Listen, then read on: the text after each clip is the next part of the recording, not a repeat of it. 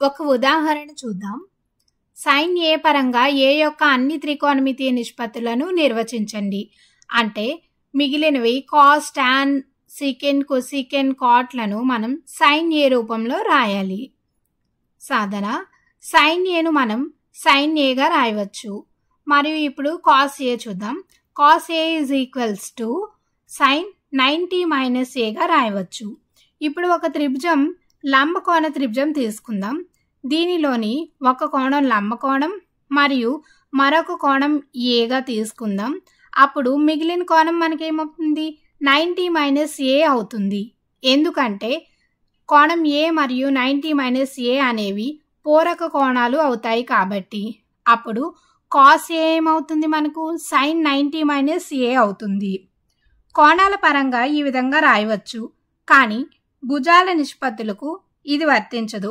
అంటే ఈ విధంగా రాయలేము. మరి ఏ విధంగా నిర్వచించగలము ఇప్పుడు చూద్దాం.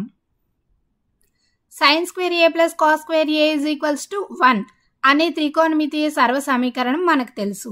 దీని నుండి cos square A is equals to 1 minus sine square ఏగా రాయవచ్చు. అప్పుడు cos A is equals to plus or minus √1 minus sine square A అవుతుంది. ఇక్కడ స్క్వేర్ రూట్ విలువను ప్లస్ ఆర్ మైనస్గా తీసుకోవచ్చు, కానీ ఇక్కడ భుజాల పొడవులు అనేవి ఎల్లప్పుడూ పాజిటివ్ విలువలు అవుతాయి. కాబట్టి cos A is equals to plus √1 minus sine square A అవుతుంది. ఇప్పుడు సైన్ ఏ పరంగా మనం అన్ని త్రికోణమితీయ నిష్పత్తులను నిర్వచిద్దాం.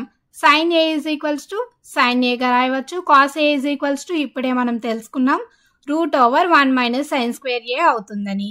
మరియు tan ఏ అంటే మనకేం తెలుసు? Sine A by cos A అవుతుందని తెలుసు. సైన్ ఏను మనం సైన్ ఏగా రాయవచ్చు. కాస్ ఏను మనం √1 మైనస్ సైన్ స్క్వేర్ ఏగా రాయవచ్చు. అప్పుడు tan A is equals to sine A by √1 minus sine square A అవుతుంది. కొసీకెంట్ ఏ. కొసీకెంట్ ఏ అంటే మనకేం తెలుసు? సైన్ యొక్క గుణకార విలోమం అని మనకు తెలుసు.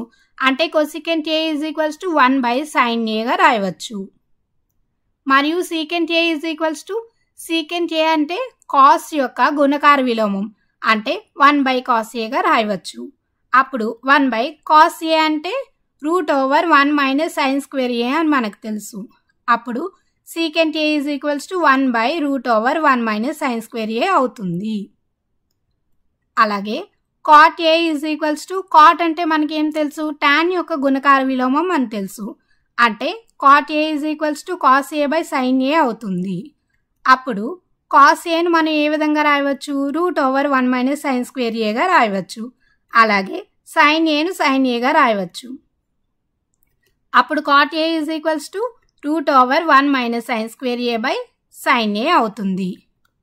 ఇక్కడ మనం గమనిస్తే ఏవైనా రెండు త్రికోణమితీయ నిష్పత్తులను నిర్వచించగలిగితే మిగిలిన నిష్పత్తులను వాటి నుంచి సులభంగా రాయవచ్చు. ఎందుకంటే మిగిలినవి వాటి గుణకార విలోమాలు అవుతాయి కాబట్టి.